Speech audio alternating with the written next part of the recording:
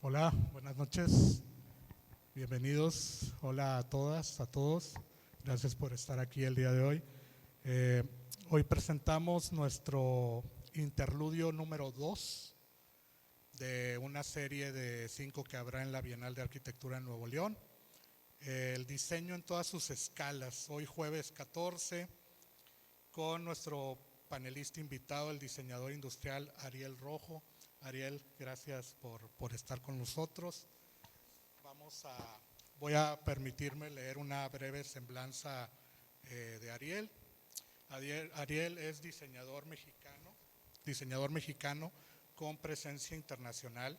Se ha caracterizado por crear conciencia respecto a problemáticas sociales y ambientales por medio de su trabajo.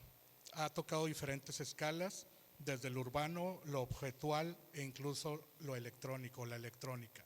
Ha colaborado como asesor de la UNESCO en proyectos de diseño y promoción cultural y con el PNUD ONU en programas de negocios de desarrollo sustentables.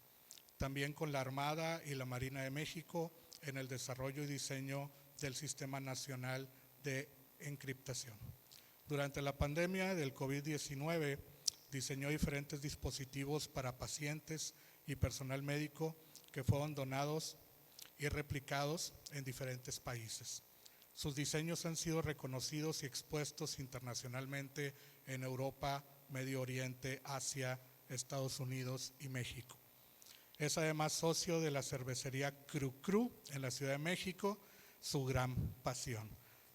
Bueno, sin más, Ariel, te cedo el escenario, la tribuna para tu ponencia.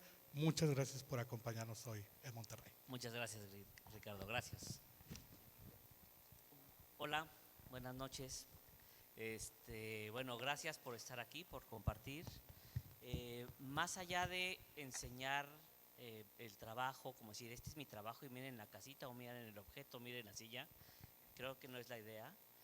Mi idea es más bien compartir diferentes experiencias a lo largo de mi trayectoria que no necesariamente me han hecho diseñador, creo que me han hecho más bien un individuo y que he descubierto de mí a través de este oficio, que por suerte tuve la gran fortuna de escoger bien el oficio, ¿no? Y de vivir y de hacer algo que me gusta. Entonces, bueno, comenzamos, voy a arrancar con esto. Prácticamente esto soy yo. Tengo una compañía de diseño que es Ariel Rojo Design Studio, que es esta, y en Ariel Rojo Design Studio luego hacíamos planos y los clientes nos decían, ¿y ahora quién me lo va a fabricar? Entonces fundamos una compañía productora que se llama MX. Hoy en día prácticamente está más concentrada en el mobiliario urbano, ya les enseñaré más adelante.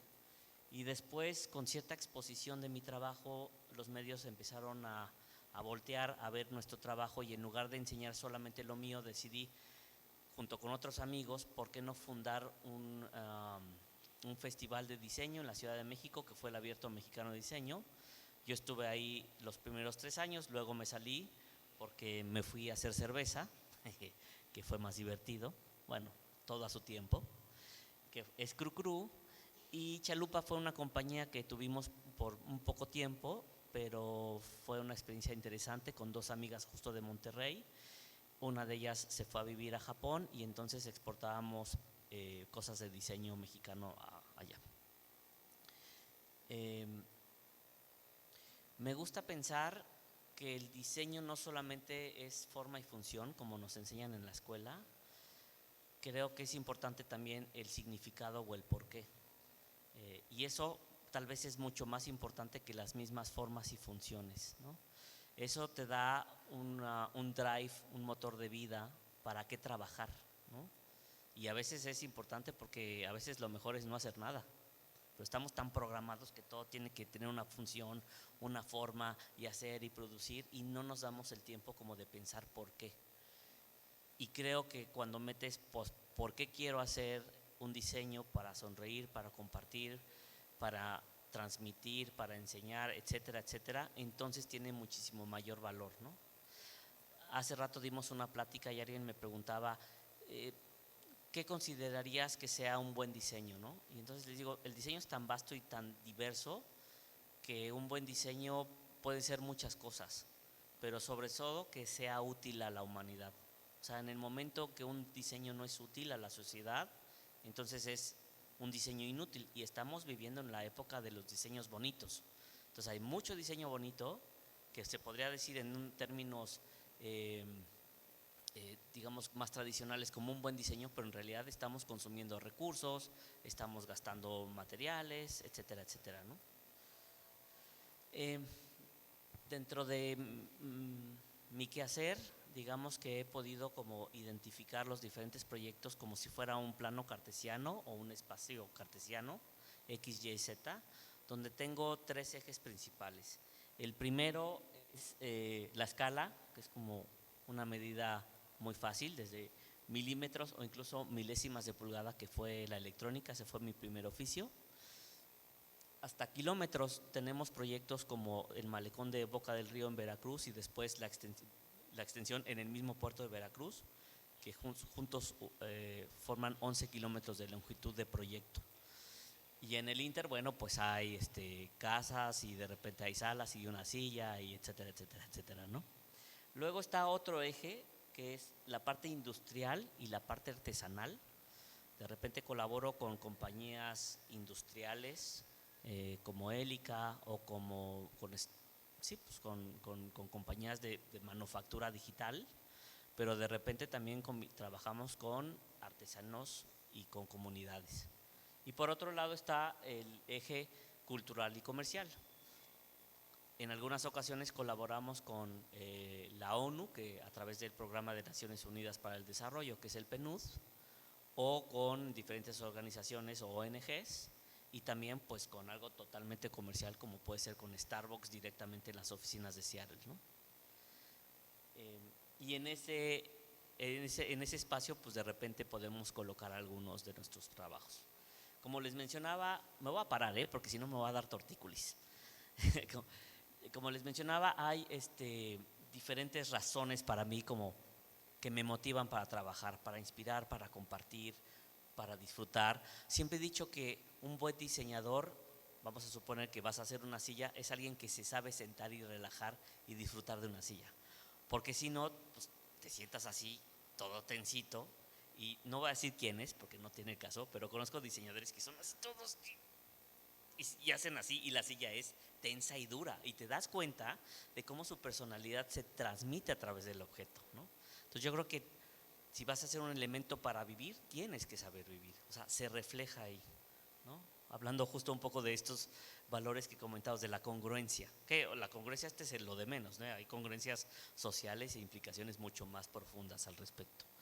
Entonces, bueno, desde alarmas sísmicas satelitales, que fue como mi inicio, mucho mobiliario, esto es mobiliario de choque comercial, lo pueden conseguir con Steelcase, mobiliario urbano. Y el mobiliario urbano para mí es un elemento muy interesante porque teje muchas escalas, o sea, las escalas del individuo, o sea, que es el contacto físico con el que se va a sentar en la banca, con el horizonte del mar, o sea, esa conexión de escala es increíble, ¿no? El mobiliario urbano permite conectar una silla con una avenida de 8 kilómetros, con alguien que va corriendo, con alguien que está en bicicleta. Y además interconectas otros factores que son los sociales. De repente hay cuando haces un proyecto como este que fue el Distrito Boca, hay una cohesión social. O sea, un espacio que era peligroso, descuidado, de arrancones, de venta de droga, de repente se convierte en un espacio donde la gente sale a correr, coexisten diferentes clases sociales y entonces hay una interacción social interesante, hay un tejido social, lo cual me parece muy constructivo en la sociedad, una sociedad como la nuestra. Hay obviamente un valor de plusvalía, etcétera, etcétera, ¿no? Hay incluso de salud porque la gente sale y entonces empieza a correr y hay menos infartos al año, curiosamente, porque ahora la gente hace ejercicio. Y además esta interacción y diversidad donde el espacio es de todos. Entonces aquí puedes ver al patineto con las monjas y atrás alguien andando en bicicleta y alguien caminando, y eso es lo fantástico del espacio público. Por otro lado, la dignidad. Esto es Veracruz, no es Miami, y aquí me voy a balconear. Una vez estaba viendo con mi señora la serie del Chapo, pero así la super telenovela super chafa, y en ese capítulo del Chapo un día llega, y ya sabes, ponen en la telenovela Miami, entonces se supone llega el Chapo a Miami, y entonces llega la troca y se empiezan a perseguir y se empieza la balacera, y entonces van por como una avenida donde ya sabes, ahí van correteándose entre camionetas y disparándose y toda la cosa, y de repente le digo a mi señora, eso es Boca del Río, eso no es Miami, ¿no? Que dentro de, yo sé que suena muy malinchista, pero dentro de esta construcción de primer mundo, lo podemos decir, de dignidad de un espacio público de primer mundo, a mí no me gusta decir eso, o sea, de primer mundo no importa, o sea, no importa que estemos en el quinto mundo, la dignidad tiene que estar en cualquier espacio, ¿no? Pero dentro de ese constructo social, que me significó mucho que hayan puesto este espacio que diseñamos como si fuese este lugar, ¿no? Un lugar de primer mundo, porque me está diciendo que le estamos dando sobre todo dignidad al espacio, y eso, wow, o sea, una buena banquetita con unas sillas, con una buena señalización, identidad, construyen todo un concepto, ¿no? Igual el espacio público, ¿no? Al lado del mar, o sea, ya estaban las piezas, la pieza principal que es el mar ya estaban los amaneceres, ya estaba el atardecer, pero era darle esta dignidad a este espacio, ¿no? Entonces, cuando hablamos de formas y funciones, que está bien, porque las formas y funciones serán siempre un resultado de una intención. Entonces, la intención para mí es el elemento rector de nuestro trabajo. Perdón. Creo que o lo apagué o… Ahí está. Creo que me avancé varias, pero a ver.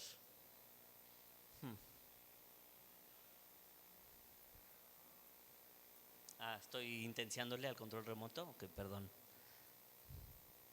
A ver si jala. ¿Ya le doy clic? Ok. Bueno, yo me sigo. Como pueden observar, bueno, ahorita presentaré más imágenes. Es que sí necesito un poco de las imágenes para irles platicando. Por ahí dicen que una imagen vale más que 1000 palabras.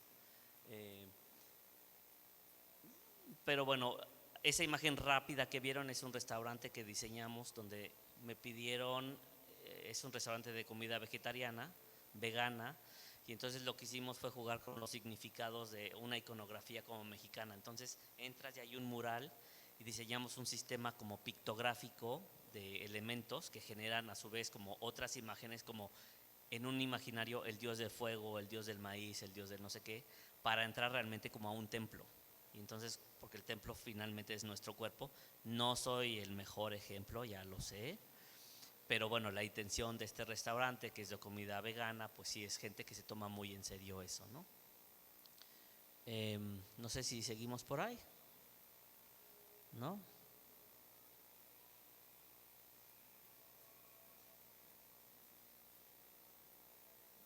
Bueno, perdón, pausa. Lo bueno del video es que se corta, lo editan, entonces como cositas, ¿se acuerdan del Canal 5 hace como 30 años? Pues de repente aparecía y ya no pasó nada, ¿no?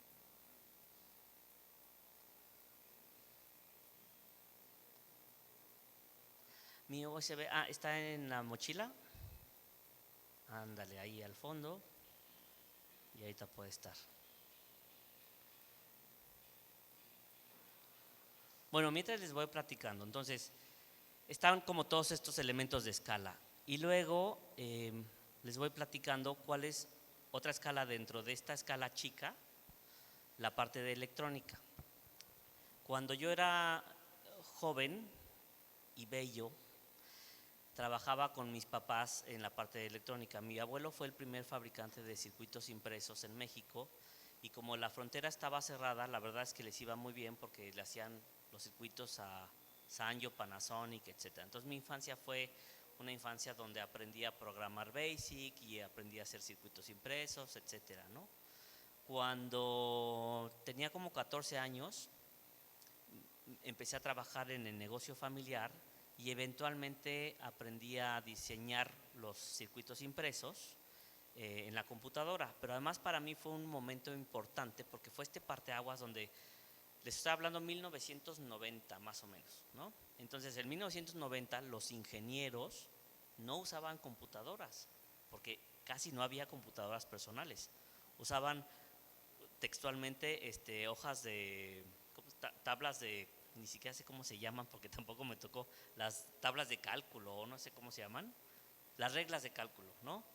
Y hacían sus cálculos así y el diseño de circuitos impresos pues los hacían a mano. Entonces, como yo manejaba muy bien las computadoras, le dije a mi papá, y ese fue mi primer acercamiento al diseño, hey, ¿por qué no compramos un software para diseñar electrónica y circuitos y yo los diseño y tú los fabricas? Porque muchas veces se les iban los clientes a mi papá por no diseñar los circuitos. Ese fue mi primer oficio de diseño, interconectar componentes. Y tengo unas imágenes que ya llegarán aquí, que era cómo interconecto los componentes. Bueno, pues pata 1 del chip 1 con el transistor, con la resistencia, y a todo eso se le llama netlist. Ah, perfecto.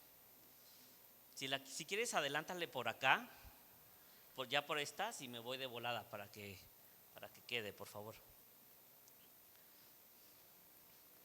Ya con eso, si quieres ponle play y nos seguimos. Ándale. ¿Y este sí va a jalar así? Ah, sí, mira, perfecto. Bueno, son los interiores que les decía, ¿no?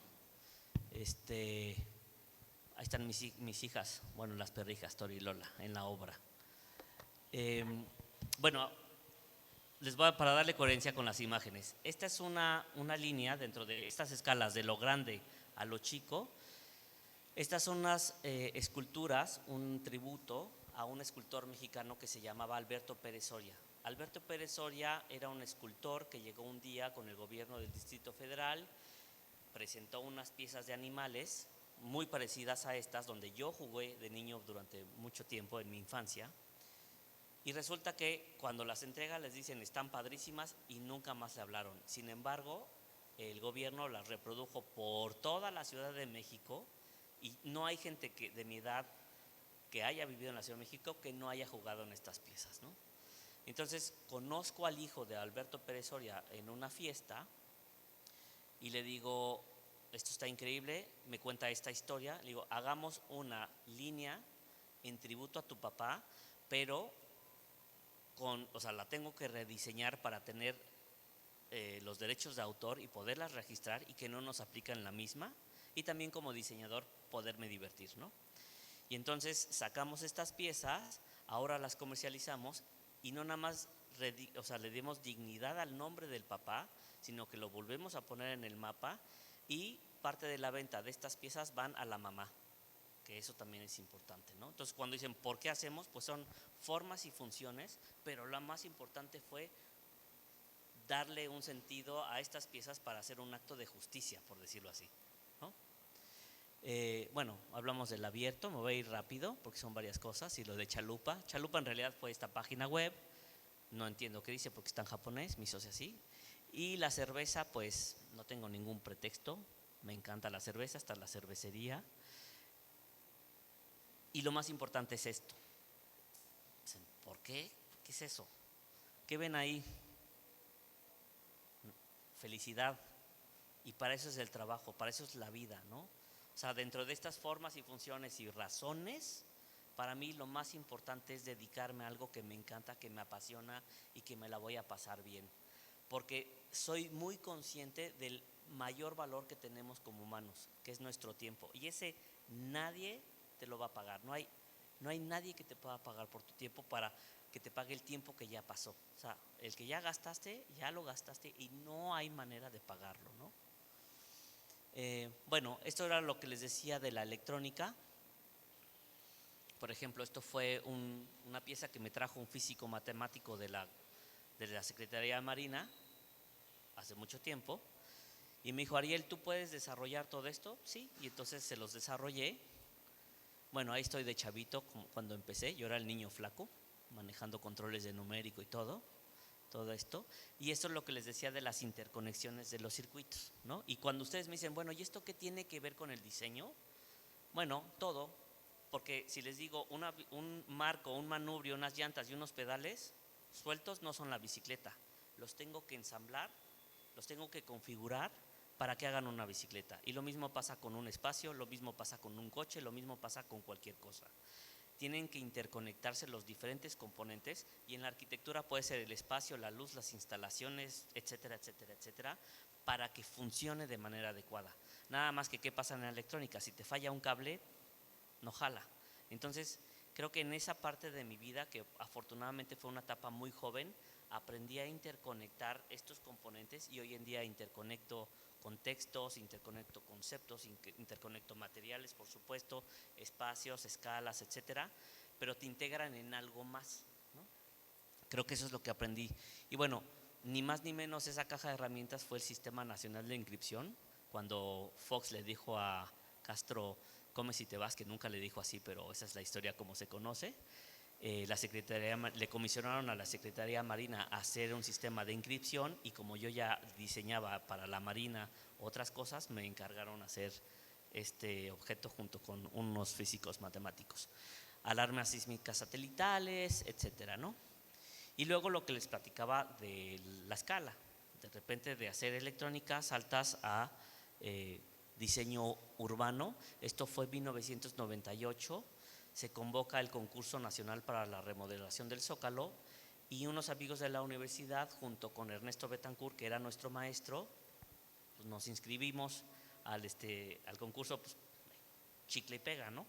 Bueno, pues chicle y pega fue que yo empecé a hacer la parte de mobiliario urbano de ese concurso y empecé a ver, para mí fue como este salto de la electrónica, pero en lugar de coches eran señales, en lugar de memoria era un museo, en lugar de tinaco son capacitores, todo tiene como mucho que ver, ¿no? Y resulta que ganamos ese concurso, dirigidos por Ernesto Betancourt. Fue fantástico, como joven fue increíble porque te das cuenta de la potencia que tiene cuando un joven tiene éxito y la gente no lo cree. O sea, el día de la premiación entramos y solamente escuchábamos, son unos niños, ¿no? O sea, no se fijaron en lo que hicimos, se fijaron en que éramos niños. ¿Se dan cuenta? Y se dan cuenta de la, por un lado, potencia que ustedes tienen como jóvenes, pero por otro lado, también las cadenas que pueden tener en la mente por creer que son jóvenes. Entonces, no, o sea, libérense de eso y sean capaces de lo que quieran desarrollar, ¿no? Ahora, por otro lado, cuando hablamos de cultura, de este eje, cuando yo estudiaba corrían los años 90 y entonces estaba como en boga el concepto de la globalización y yo me preguntaba, ¿quién voy a ser como diseñador en un mundo global? Y encontré esta frase de Octavio Paz que me encanta y lo primero que hice como reflejo tal vez fue ir al Museo de Antropología y copiar tal cual como en el dibujo al desnudo para entender la forma humana, pues empiezas a dibujarla, pues fue irme al Museo de Antropología y dibujar las formas, las piezas para entender un poquito, permearme de lo que era. Así fue como mi primer acercamiento a la identidad, formalmente hablando. Y luego está la parte de identidad cultural.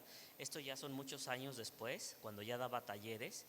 En un taller di este taller de identidad y este fue el resultado de una estudiante que se llama Citlali Hernández. Diseñamos a partir de nuestra cultura del Día de Muertos y nuestras tradiciones hacer esta pieza que era una azucarera con un cierto humor negro porque México es número 1 en diabetes infantil y de adultos, entonces se llamaba Dulce Muerte. Al menos pues te quieres morir suavecito, pues échale más azúcar. Y curiosamente la vio Cielito Lindo y bueno, se vendió durante 4 años, 5 años y fue un hitazo, ¿no? Nadie nos pidió hacer esto, o sea, simplemente son como cosas que nos van naciendo y van generando valor. Después, dentro de esa búsqueda de identidad, eso fue antes de las azucareras, hice unos floreros que según yo me inspiré en las grecas de Mitla y le hice un florero que se llamaba Mitla y grecas y se vendió súper bien. Y luego llegó un amigo y me dijo, pero tú sabes que las grecas de Mitla son un calendario. Y me sentí el tipo más estúpido del mundo porque utilicé como papel tapiz nuestro bagaje cósmico, astronómico, etcétera, ¿no? Dije, oh, sí, por supuesto. Pero la verdad es que no. Y entonces a partir de ahí como comprendí que también tenemos que profundizar en cada uno de nuestros procesos creativos. E incluso hay trabajos donde tampoco hay mucho que profundizar, ¿no? O sea, te van a decir, oye, hay que hacer un cepillo de dientes. Bueno, pues en un cepillo de dientes voy a profundizar en que, pues tal vez no contaminemos tanto con los mangos, porque ya hay muchas cosas así. Listo, es un cepillo de dientes o un lápiz, ¿no? Pero sí hay que al menos que rascarle un poquito más al asunto. Después, la colaboración que hemos tenido con diferentes comunidades artesanales en diferentes niveles también me ha construido impresionantemente como individuo y como diseñador, desde cosas muy rudimentarias como estos primeros artesanos de primera línea, es decir, que sus papás hacían otras cosas y ellos empiezan a hacer artesanía. Entonces me pide el PNUD que vaya a Calakmul, de una clase de diseño, un taller, pero lo acabamos dando de geometría. Entonces insertamos el chip de la geometría en esta comunidad que arrancaba con ciertos apoyos del PNUD que les daban herramientas, cortadoras, sierras, etcétera, para que con la geometría después ellos pudieran desarrollar otros objetos ya ellos solitos. Pero lo que fue increíble es que ellos recibían las máquinas, no sé, las sierras y venían a 90 grados, entonces todo lo cortaban a 90. Y parecía una tontería, pero cuando les dices, no, es que esto lo puedes girar y lo puedes hacer así, empiezan a tener como otro tipo de trip en términos de diseño, ¿no? Después hay proyectos ya un poquito más sofisticados con artesanos de segunda generación, tercera generación, artesanos que llevan familias haciendo, por ejemplo, estos trabajos del decorado en Olinalá, en Guerrero. Entonces esto lo hicimos con una artesana que se llama Obdulia, pero le diseñamos un circuito para que con una tinta de plata pusimos los componentes, ¿no? Las resistencias, y se iluminaba, ¿no?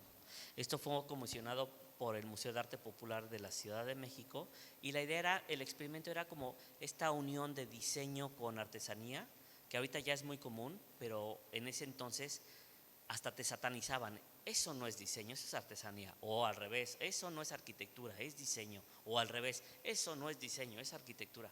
Y entonces te das cuenta que la gente vive en cajitas porque las necesita reconocer, pero que las posibilidades pueden ser miles, ¿no?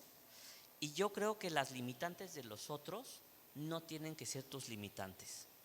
O sea, después este es otro ejemplo, ya con otro nivel de artesano. Esto fue con un artesano que se llama Gregorio, bajo la invitación de un despacho chileno que se llama GT2P, que nos invitó a diferentes diseñadores de todas partes del mundo a agarrar una artesanía local, escanearla, ¿no?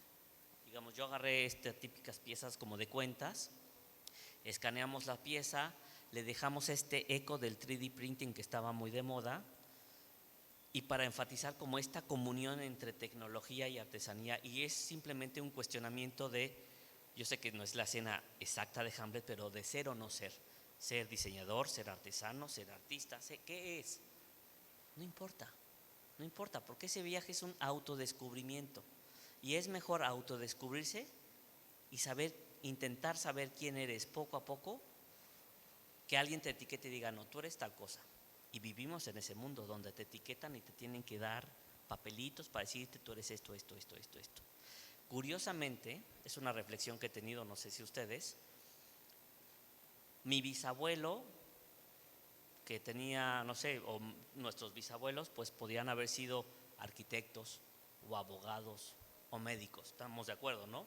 Había médicos, abogados en aquel entonces.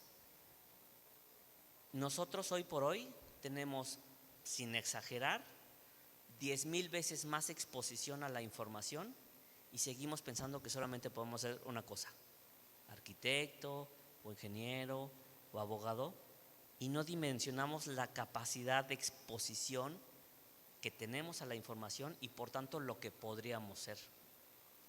O sea, no me dan las matemáticas para decir nada más tengo que ser una sola cosa.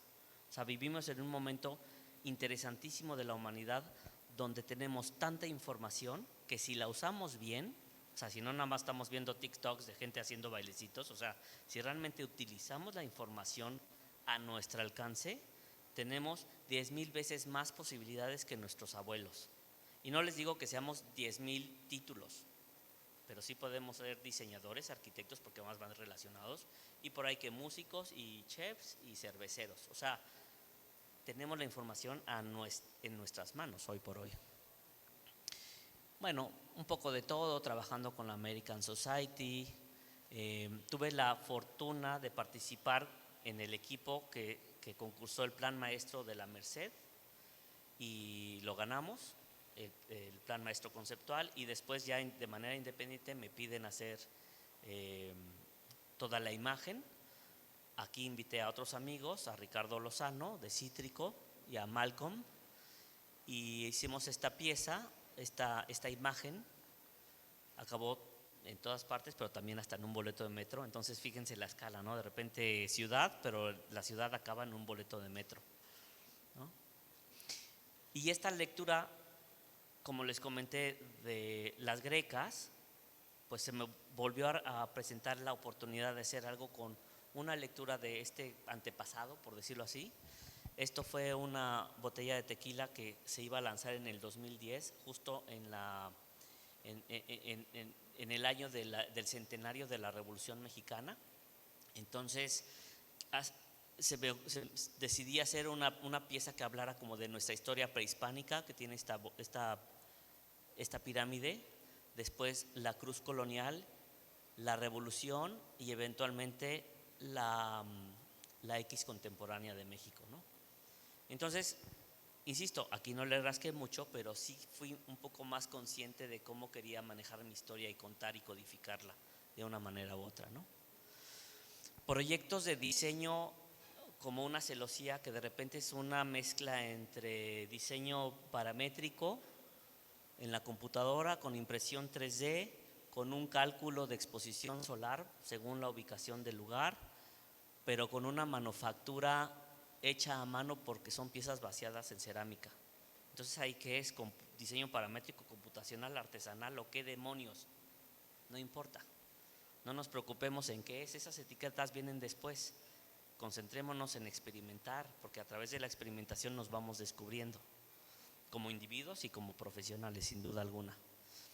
Y después de este brinco artesanal, pues también podemos trabajar con brazos robóticos de 6 ejes para generar superficies perfectas, como fue el caso de los animales, que además efectivamente cuando de repente veo niños jugando en los animales, llegan y se clavan en la textura, así como nada más ves como la manita abraza al animal y ahí está, pero clavado en la textura en los niños, ¿no? Y eso para mí es una lectura interesantísima porque es algo muy que viene del espíritu del niño, o sea, que no está maleado, no trae prejuicios, no está diciendo, pues esto se parece a… No, o sea, van directo, los abrazan y entonces empiezan a tener esta sensibilidad y contacto directo con la pieza, ¿no? Es fantástico ver a un niño interactuando con estas piezas. Y bueno, más piezas como celosías, pero lo más importante también para mí del diseño es que genera trabajo. O sea, cuando el diseño genera valor, genera trabajo, genera valor agregado. Aquí está la prensa de tabiques, la típica, donde hacen el tabique gris rectangular, el que todos conocemos, y solamente cambiando el molde, es decir, la información o el ADN, según como quieran entender el ejemplo, con el mismo costo de material tenemos otros resultados. La misma el mismo proceso, diferentes resultados.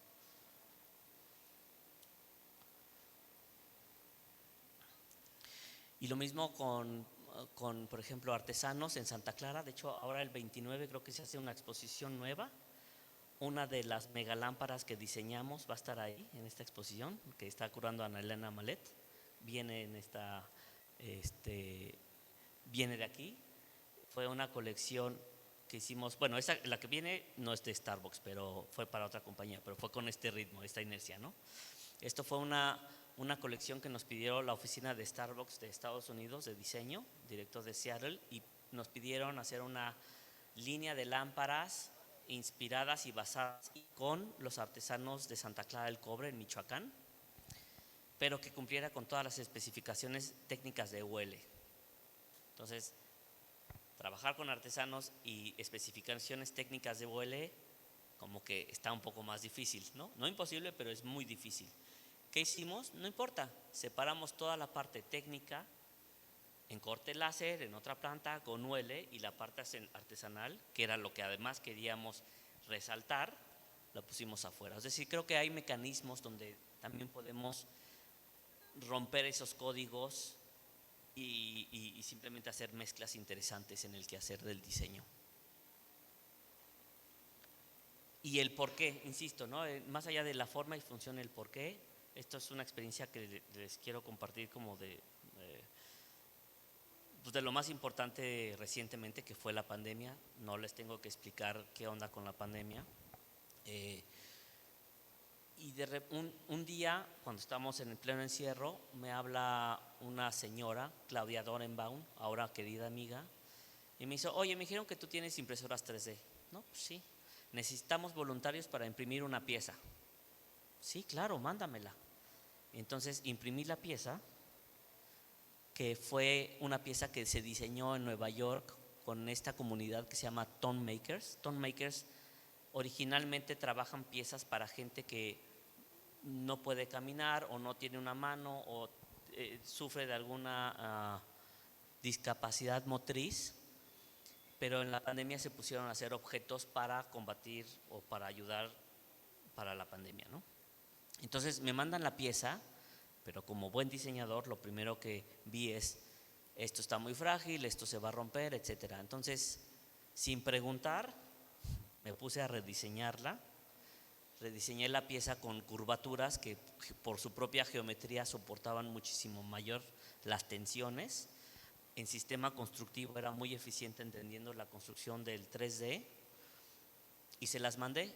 Y entonces la aprobaron en el Instituto de Nutrición y me dijeron: gracias, está buenísima, esta es la que vamos a adoptar a nivel mundial. Y entonces en todo el mundo lo que se hizo, que no es lo óptimo, pero fue, ¿se acuerdan de los famosos respiradores? En ese entonces en México teníamos alrededor de 1,500 respiradores en todo el país. No es nada. Con esta pieza se volvían 3,000 automáticamente. Es decir, se conectaban 2 pacientes al mismo tiempo. Es una tontería. No es lo óptimo, no es lo recomendable, pero en esta emergencia es lo que hubo, ¿no? Entonces hicimos de estas, se imprimieron miles de piezas con muchos entusiastas que se sumaban en la producción de estos splitters. Pasando esto, me vuelven a contactar los de Tone México y me dicen: ¿qué más podemos hacer? Y yo, pues más bien ustedes díganme, ¿qué más? Pues tenemos el problema de las máscaras. ¿Se acuerdan de esto? No sé si ustedes lo vieron. Cuando tu pulmón ya está muy mal, te tienen que entubar. Y entonces lo que hace es el procedimiento de intubación, por decirlo así, es que te ponen un tubo que se va casi hasta la tráquea y entonces te mantiene inflado el pulmón. ¿Por qué? Porque si no, cuando se colapsa es como un globo caliente inflado que se pega cuando se poncha y ya no lo puedes volver a inflar, se queda pegado y ahí te quedas, ¿no?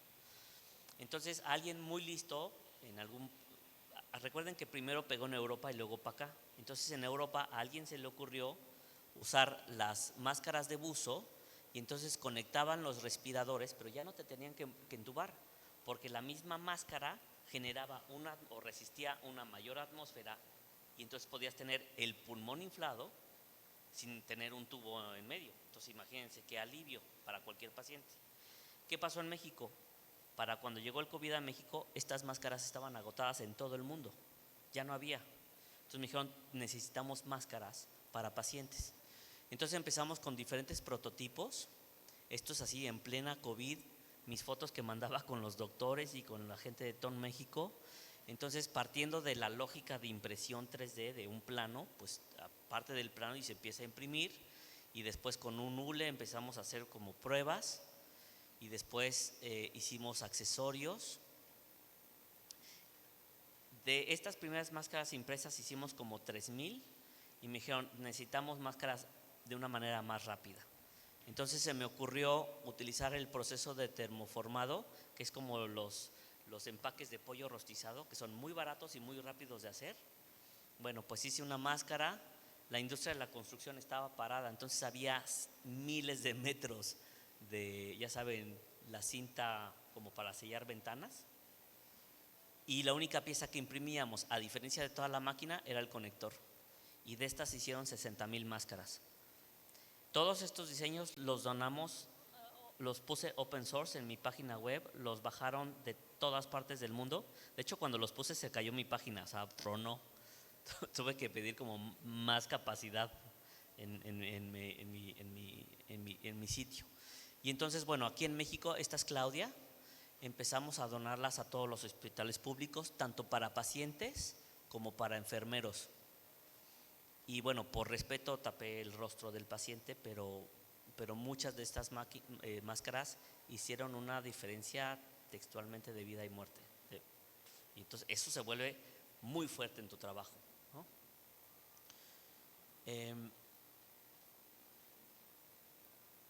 Bueno, ese es el capítulo de COVID y el significados, ¿no? Estábamos ahí. Entonces, bueno, estos son mis divertimentos que de repente hago. Este se llama El Cerdo Ahorrador, es una pieza de mi trabajo, de las más conocidas o con la que me catapulté. Esta el MoMA de Nueva York me la pidió y la presentó así en sus vitrinas del MoMA Store en una Navidad, cosa que es wow. Y decidí, bueno, cuando la diseñé dije, este foco es tan feo que solamente puede estar en la cola de un cochino, ¿no?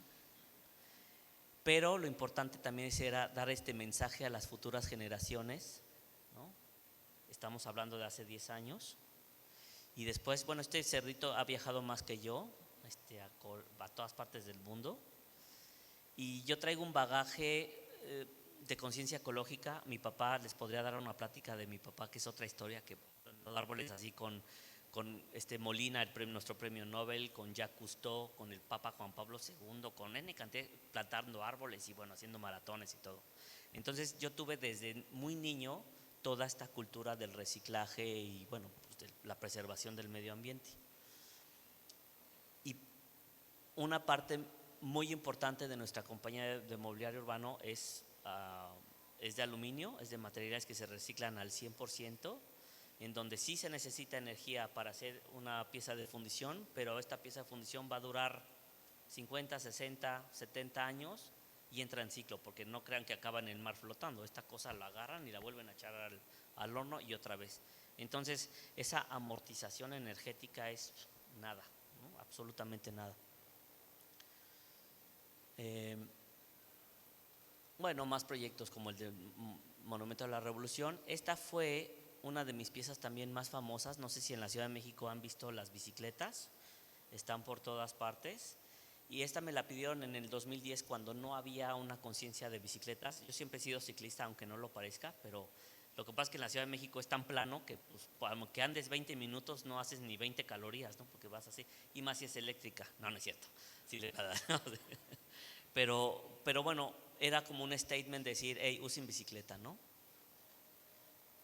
Y luego tengo piezas más como de arte, que por ejemplo esta es mi manera de decir por qué estamos quemando el petróleo como lo quemamos. Y bueno, diferentes piezas como artísticas, ¿no? Me voy un poquito más rápido porque son varias cosas. Para mí la colaboración y compartir es uno de los puntos medulares en el proceso de diseño y en el disfrutar de mi día a día, ¿no? Hicimos un proyecto con la Fundación Carlos Slim y la Fundación del Centro Histórico, se llamó Radio Vecina, y lo que hicimos fue un proyecto, digamos, un proyecto con dos proyectos paralelos. Uno, el desarrollo de un radio, y el otro, el desarrollo de una microsociedad. Los dos tenían elementos, componentes como los del circuito impreso separados que habría que unir para que funcionaran. Y en ese proceso de unión le llamaba a estas etapas que tenían tanto esta microsociedad como el radio, ruido, sintonización y armonía. En donde están en ruido, estamos en ruido como sociedad. Cuando empiezas a interactuar con los componentes y ajustarlos, empiezan a sintonizar para que eventualmente escuches música. Y en una sociedad creo que pasa exactamente lo mismo. Podemos estar en ruido, pero si empezamos a sintonizarnos, empezamos a estar como en la misma frecuencia para eventualmente ser una sociedad armónica. Y esto, como ejemplo, agarré a personas que estaban a no más de 10 cuadras alrededor y las uní, es decir, un radiotécnico, una bordadora, un tornero, un carpintero y su servilleta, para hacer estas piezas, ¿no? En realidad fue más como el pretexto. Y proyectos de colaboración con estudiantes, que esto es un proyecto también que me encantó hacer con Kickerland. Kickerland es una compañía que tiene presencia en 50 y tantos países. Conocí a los dueños, los convencimos de hacer un taller de diseño en la UNAM. Nos tardamos 5 días en el taller. Los primeros 2 días puras ideas, no dejaba ni una pluma ni un lápiz, pura idea. Y después cada quien de esa rebote de ideas sacaba cada quien una idea a desarrollar y llegaban a esto, al día 5, ¿no? Por ejemplo, ese es el destapador que ideó Andrés Lima. Pero si yo llevo esto al banco, me sacan a patadas, ¿están de acuerdo, no? O si llevo este cocodrilo de espuma, me sacan a patadas. Pero la idea era muy buena. Pero recuerden, la idea no es el diseño. Entonces, de la idea hay que trabajar a llegar a un punto. O sea, la idea es el mapa, el diseño es la isla. O sea, todavía falta mucho trabajo para llegar, ¿no? Entonces, de ahí, aquí está Andrés, por ejemplo, con Jan, que es el dueño de Kickerland, Héctor, que era el director de la carrera de diseño en diseño industrial en la UNAM, y los demás concursantes, ¿no? Y lo que hicimos fue, bueno, Jan, que fue el dueño de Kickerland, vio los resultados y me dijo, wow, hemos hecho talleres en Nueva York, en Japón, en muchos otros países y nunca habíamos visto resultados tan contundentes, con tanto sabor, en tan poco tiempo, ¿no? Porque además cuando le preguntamos, oye, ¿quieres hacer un taller de diseño en México? Dijo, sí, claro, vamos a enseñarle a los mexicanos a diseñar. Y yo, sí. ¿No? Y más bien les enseñamos de qué somos capaces. Y bueno, del estudiante empezamos a modelar en 3D, a hacer 1, 2 en la oficina, 3, 4, 5, 6, 7, 8, 9, 10 prototipos. Lo involucrábamos, ¿no? Para que estuviera como con una experiencia completa de todo un proceso, incluso legal. Firmamos contratos de regalías, etcétera, etcétera. O sea, compartimos al 50% todo. Desarrollamos en la oficina al 100% los productos para llegar ya no a ese cocodrilo en espuma o sacacorchos de acrílico que originalmente era la maquetita. Y lo más interesante es que compartimos nombre, créditos y regalías. Y 2 de estos fueron bestsellers a nivel mundial. Para mí fue una manera como muy importante de enseñar el diseño mexicano al mundo. O sea, sí sé que es una piececita de plástico, es un divertimento, que por cierto traigo unas cuantas piezas a las mejores preguntas. Y era compartir nuestra cultura, ¿no? Y yo creo que en esta forma de función, ¿y por qué? Era enseñarle al mundo, porque ese era el canal de Kickerland, de lo que somos capaces los mexicanos, con una empresa que hace chucherías, ¿no? Pero lo importante no era la chuchería, era compartir nuestra cultura. Y después les gustó tanto que me invitaron a dar talleres en diferentes partes del mundo. El más interesante fue en Corea, porque yo dije, wow, vamos a llegar y va a haber robots y no sé cuántas, ya sabes, las historias que nos creamos de los países de primer mundo, ¿no? Y la verdad es que no, o sea, llegamos y tenían las mismas computadoras, las mismas impresoras 3D, el mismo cola loca, lo mismo. La única diferencia es que comían kimchi, ¿no? Y con esto cierro porque me gusta esta última reflexión, que es, si nos pudimos poner de acuerdo con los coreanos, ¿por qué no nos ponemos de acuerdo nosotros? Muchas gracias.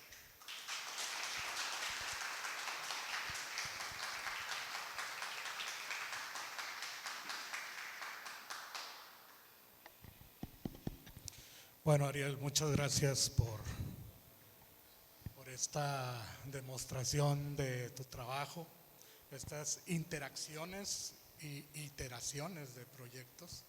Muy interesante para para nosotros. Me gustaría abrir ahorita la tribuna si alguien tiene preguntas o respuestas, porque pues, también esto puede ser una provocación para el mismo Ariel, él lo dijo, las mejores preguntas. Si alguien quiere proceder a preguntar algo, está abierto en estos momentos. ¿Me pueden pasar mi mochila, por favor, que creo que está ahí? ¿Vas a motivarlos? Miren, les voy a quitar lo penosos, espérense tantito. Miren, a ver. Ay, no. Espérenme. Está facilito. Vayan, ¿ya alguien levantó la mano o no? Sí. Ah, Aquí perfecto. enfrente. ¿Quién levantó la mano? De este lado, a ver. Mira, Ariel, nada más me quedé con una reflexión tuya que hiciste casi. Espérame tantito, porque Sí, primero, para que se animen. Gracias. Gracias. Ahora sí.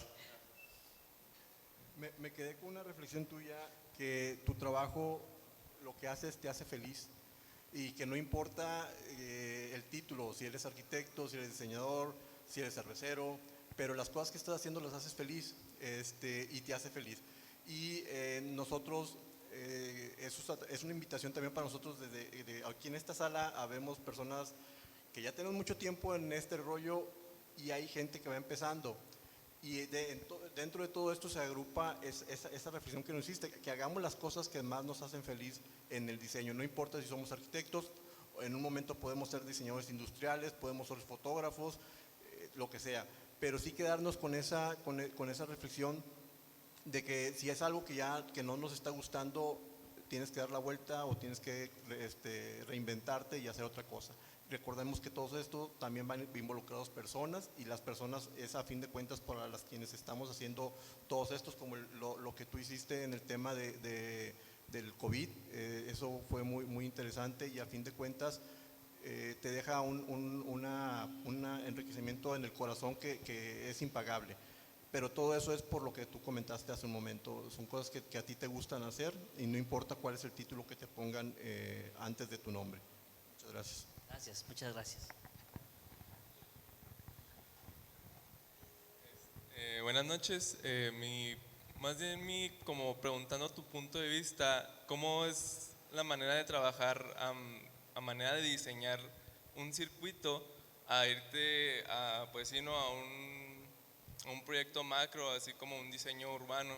O sea, ¿qué puntos en diseñar un circuito tomaste también en cuenta en diseñar a lo mejor un proyecto ya más grande? ¿O cómo fue ese proceso de conocimiento? Porque me parece muy interesante cómo desde edad muy temprana pues tuviste esa cercanía, ¿no? con la electrónica, y que fuiste capaz de ir escalando hasta trabajar con pues empresas privadas y todo eso, al punto también de estar diseñando un puerto, ¿no? Entonces, no sé, como que me parece muy interesante ese desfase, bueno, no desfase porque todo está conectado, pero ese inicio a como estás ahorita y todas las fases que has vivido. Entonces, Yo creo que si pudiera hacer una analogía, somos como programas, ¿no? Imagínense que somos SketchUp, todos ubican SketchUp, ¿no? Supongo. SketchUp por sí solo, cuando lo bajas, pues está bien, pero pues hasta ahí, ¿no? Pero realmente lo que vuelve muy potente a SketchUp es la cantidad de plugins que le puedes ir colocando. Entonces, cada experiencia, si fuésemos ese programa, cada experiencia te da un plugin, y luego otro plugin, y luego otro plugin. Y la interacción de entre esos mismos plugins te dan otras posibilidades. Entonces yo creo que el hecho de estar practicando y haber tenido la suerte, fortuna, decisión, como lo quieran llamar, de no limitarme a hacer lo que se supone que la sociedad me dijo que tenía que hacer, porque nada más era diseñador, sino experimentar, me dio esa capacidad de plugins para generar muchas otras cosas más, ¿no? Entonces, yo si les pudiera recomendar algo es, suéltense el pelo y experimenten, y lo peor que puede pasar es no hacer nada, ¿no? Ahora sí hay que pensar eventualmente, ya filosóficamente hablando, también tienen que pensar todo lo que van a hacer, porque creo que también estamos viviendo en un mundo donde solamente por diseñar y enseñar estamos talando árboles, estamos gastando recursos, estamos etcétera, ¿no? Pero también vivimos en un mundo donde toda esa expresión también puede ser digital. Entonces, bueno, ya me estoy saliendo en otros temas filosóficos, ¿no? Pero, ¿cuál es la diferencia? Mira, la diferencia es, dicho esto de los plugins, yo creo que el abordar un proyecto va a depender del proyecto. O sea, es como cocinar. No es lo mismo hacer una ensalada que una carne asada o que un pastel. Cada una necesita procesos diferentes, ¿no? Si hay algo en común de todas esas tres en términos de diseño, es la investigación. O sea, tienes que investigar para quién es la silla, quién la va a fabricar, dónde va a estar, cómo se va a instalar, bla, bla, bla, bla, bla, ¿no? O sea, la investigación para mí es un punto importante. Todo lo demás son variantes, ¿no? Sí. Gracias.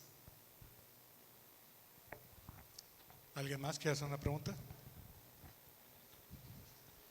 A ver, venga, Gracias. otro de estos. Ya después la entrega van a empezar a ser más randoms, conste. Gracias. Ok, buenas noches. Disculpe, con la analogía que usted nos comentó de los plugins, me interesaría saber si usted en su mente piensa como la inteligencia artificial apoya al diseño y sobre todo si en un mundo en el que estamos completamente ya inversos en un metaverso, ¿qué es tan importante, lo tangible o lo intangible? Así como habla de que ya existen otras diversas maneras de exponer nuestro arte de manera digital. Híjole, acabas de tocar un tema político porque yo sí soy un transhumanista. O sea, uno de mis autores favoritos es Ray Kurzweil. Si quieren anotarlo, anótenlo. Él tiene un libro que escribió en 1998 que se llama, 97, que se llama The Age of Spiritual Machines, que es la era de las máquinas espirituales. Okay. Y habla justo de una perspectiva de cómo una computadora de $1,000 para el 2030 más o menos va a tener la misma capacidad computacional que nuestro cerebro. Es decir, porque nuestro cerebro se mide por tantos cálculos también por segundo. Y está interesantísimo porque empieza a describir cosas que ya están pasando, que de repente en el 2027 dice que hay un Photoshop que se le pregunta al diseñador, oye, pero eso yo lo diseñé, ¿no? Entonces, si tú haces una línea de tiempo evolutiva de cuánto nos tardamos como inteligencia basada en carbón a estar a este punto discutiendo a este nivel, pues por ahí de unos bastantes décimas de miles de años, ¿no? ¿Cuánto se está tardando un sistema de inteligencia basado en silicio? Pues no tiene más de 70 años. Y esa es la velocidad de a la que va. Entonces cuando dicen, es que las máquinas todavía no son capaces, no importa, todavía no son capaces, de acuerdo. Pero vean nada más la escala evolutiva que esto tiene. Yo creo que a nivel cósmico no estamos evolucionando nosotros. Lo que evoluciona es la inteligencia y la información. O sea, nuestro principio de vida básico es el ADN, es información. Y de las plantas y de todo lo demás. Y creo que a través de nosotros la información va evolucionando y eventualmente a través de nosotros evolucionó a otros medios. Entonces, ya olvídate que nos ayuden en nuestro trabajo. Sin duda alguna nos están ayudando, ¿no? Sin duda alguna. Hoy por hoy siguen siendo herramientas, ¿no? Pero no descarto que mañana sean otra cosa. E incluso no descarto que mañana ojalá haya un partido político, que ya lo hay creo que en Noruega, aquí en México, hablando de elecciones, que sea inteligencia artificial que nos gobierne. Yo creo que nos gobernaría mejor, pero bueno, es mi humilde punto de vista, ¿no? Sí, pero en fin, sí me gusta mucho el tema del transhumanismo. Transhumanismo es qué sigue después del ser humano, ¿no? Entonces, biografía recomendada, Ray Kurzweil, The Age of Spiritual Machines, y ahí va a estar mi respuesta. Ok, gracias. Gracias. Bueno, nada más porque me hiciste hablar de Ray Kurzweil, que es mi autor favorito, otro. Ahí. Gracias, Ricardo. Se lo pasamos. ¿Alguien más quiere hacer una pregunta? Gracias. Bueno, yo sí quiero hacer una pregunta. Ayer En la línea de esta curatorial de la Bienal, lo vimos ahorita en la muestra, tenemos varias coherencias o planteamientos, cuestionamientos que en el colectivo imaginario ideal no son a lo mejor o sí son a lo mejor. Ayer discutíamos en el conversatorio de coherencia estratégica y productiva de qué aprendes más. En el estricto orden de las ideas, ¿de qué aprendes más? ¿Del proceso o del objeto? Porque nos pusimos románticos platicando de la maqueta, del sketch, del approach con el cliente. La Bienal pasada hablábamos de la incertidumbre, trabajar con esta parte de indefinición, y hoy hablamos de hacerlo bien. Entonces, esa pregunta la estamos haciendo en todas las charlas y todos los interludios como este, en el estricto orden de ideas, de qué aprendes más, del objeto o del proceso, dónde nos podemos encontrar también como diseñadores, decías tú, diseñadores y arquitectos. Híjole, o sea, yo siento que soy una persona poco binaria, o sea, como de sí y no. Y creo que es algo que desespero cañón a mi señora, ¿no? Esposa, porque siempre que me pregunta algo le digo depende, y la vuelve loca, ¿no? Yo no te diría que uno o el otro, sino en algunos he aprendido más de la experiencia y en otros he aprendido más del resultado y del objeto. Y el mismo objeto tiempo después me va diciendo cosas. Si hay una característica increíble del diseño es que es diverso, y querer volver una sola metodología de diseño y racionalizarla, solamente lo que estamos haciendo es intentando meter a un elefante en un frasquito, ¿no? Es muy grande el diseño, ni siquiera un elefante, un universo, ¿no? Con muchos planetas y muchas especies y muchas plantas, porque mientras se los digo, ustedes ya se están imaginando el universo con muchos planetas y muchas plantas, y eso es el diseño. Entonces, yo creo que esa diversidad, ese universo de posibilidades, concentrarlo en una pregunta de A o B, me resulta muy difícil decir, o esa es A o es B, ¿no? Eso, estamos hablando de una pregunta cuántica, ¿no? Con multiversos diferentes, donde el aprendizaje puede llegar por arriba, por abajo, antes, después, mañana, en el pasado, en fin, ¿no? Bajándole a mi nivel filosófico, creo que en general, si puedo decir, obviamente la experiencia es más educativa, es más lúdica, ¿no? Porque la experiencia implica la extensión de muchos otros sentimientos. Es decir, está el tacto mientras estás haciendo una cosa, la estás lijando, no sé. Y cuando ves el objeto es muy visual y el análisis se reduce a un solo sentido. Entonces, por esa razón, creo que la experiencia en el proceso te da más aprendizaje, no porque una sea más válida que la otra, sino que tus sentidos están más alertas y tu experiencia es mucho más completa. Pero insisto, no creo en uno u otro, ¿eh? Sí. Excelente, muy bien. Si una última pregunta, si ya no hay preguntas, muy bien. Con esto cerramos. Ricardo, perdón, aquí también tengo otro luchador, por favor. Ahorita agarramos el luchador, muchas gracias. Ya no sé, ahorita voy a checar, Yo quiero el cocodrilo, no el luchador. pues traigo unos calcetines.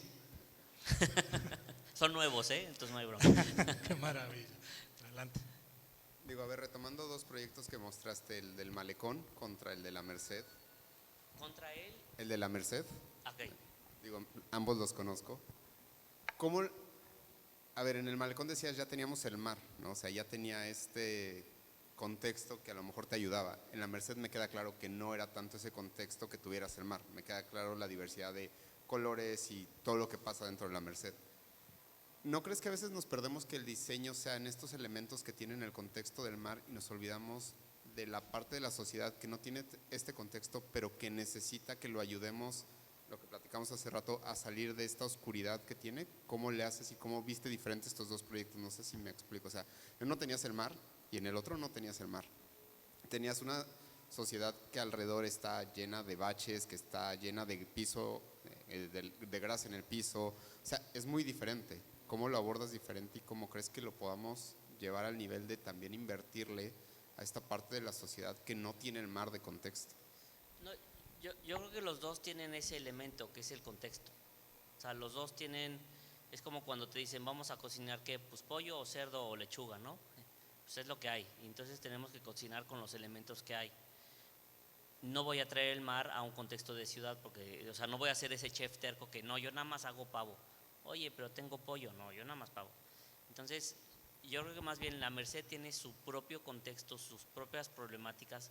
Cabe decir que yo en la Merced participé solamente con la parte de mobiliario urbano y en equipo, bueno, sí con propuestas también, pero la parte urbana. Pero independientemente de eso, creo que todos los proyectos tienen un contexto, ese análisis que mencionábamos previamente, entender cuáles son las problemáticas de cada uno y a través del diseño dentro, porque tampoco somos Superman para resolver todos los problemas, ¿no? Si no, imagínate, dentro de las capacidades del mismo diseño, cómo podemos ser estratégicos y solucionar problemas, ¿no? En el caso de Boca del Río, teníamos un proyecto relativamente fácil, porque efectivamente pues ya en la calle ya estaba, ¿no?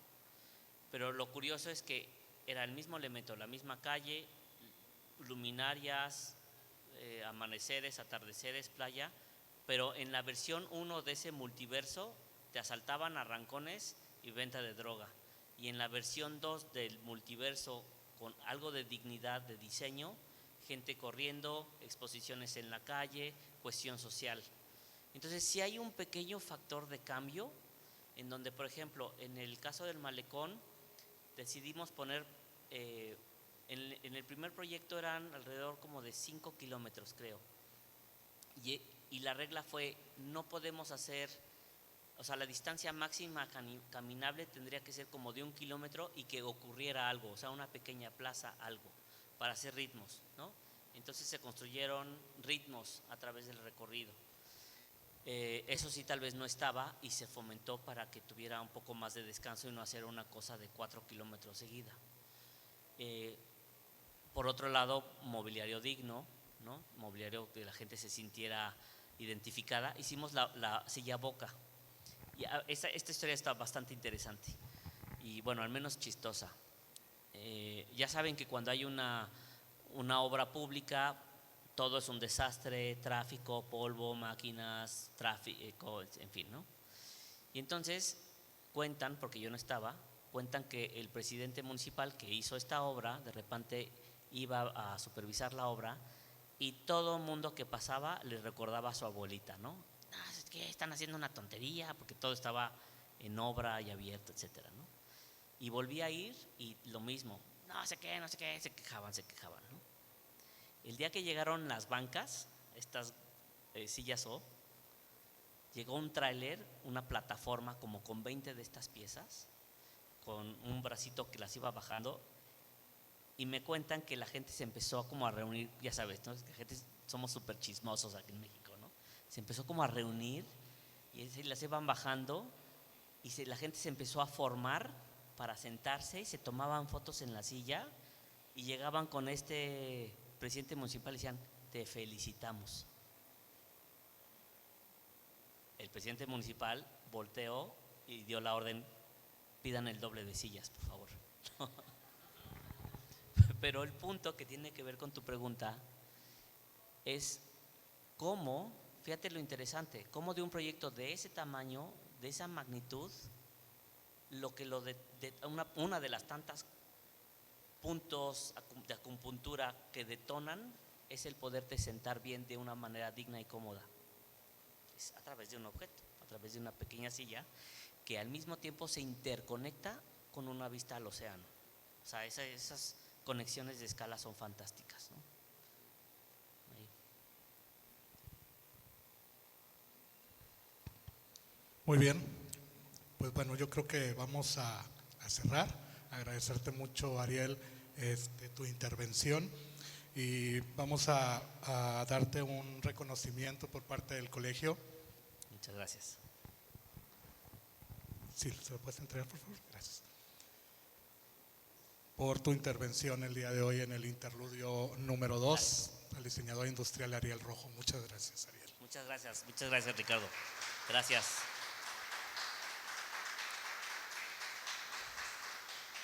Gracias a la Binal, gracias a Stickcase que nos trajeron Claro. y bueno, gracias a todos por estar aquí, sobre todo. Sí, muchas gracias. Digo, nada más recordarles, llegamos a la mitad del viaje de la Bienal y tenemos nuestro